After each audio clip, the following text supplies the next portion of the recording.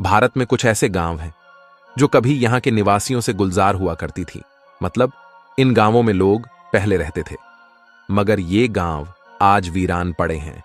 और कहा जाता है कि जैसे जैसे समय बीतता गया, यहां भूतों का डेरा बनता गया। और अब आलम यह है कि शाम होते ही यहां एक भी इंसान रुकना नहीं चाहता, और उसकी वजह है डर।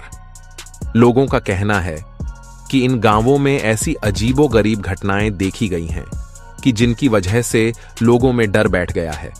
एक बात और बता दूं कि इस वीडियो में कुछ गांव आपको ऐसे भी मिलेंगे जो आपको हैरत में डाल सकते हैं, जो अपने रहस्यमय सवालों की वजह से लोगों के अट्रैक्शन का कारण भी बने हुए हैं। आइए आज आपको बताते हैं। भारत में एक ऐसा भी गांव है जहां करीब 300 साल से लोगों ने होली नहीं मनाई है। होली आते ही इस गांव में सन्नाटा पसर जाता है, जैसे कि मातम छाया हुआ हो। झारखंड में मौजूद इस गांव को दुर्गापुर के नाम से जाना जाता है।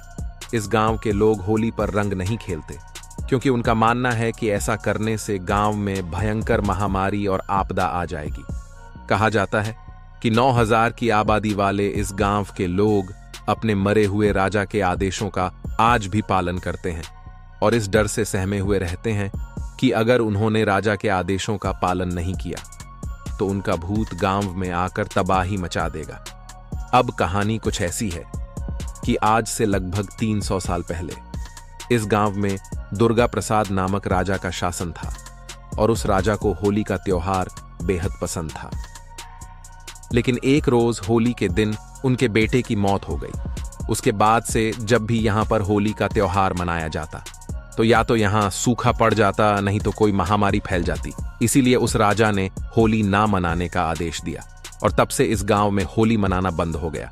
इस गांव के लोग आज भी राजा के आदेश का पालन कर रहे हैं, क्योंकि इत्तेफाक देखिए कि जिस राजा ने गांव की भलाई के लिए ये नियम बनाया, उस राजा की भी मौत होली के दिन ही हो गई।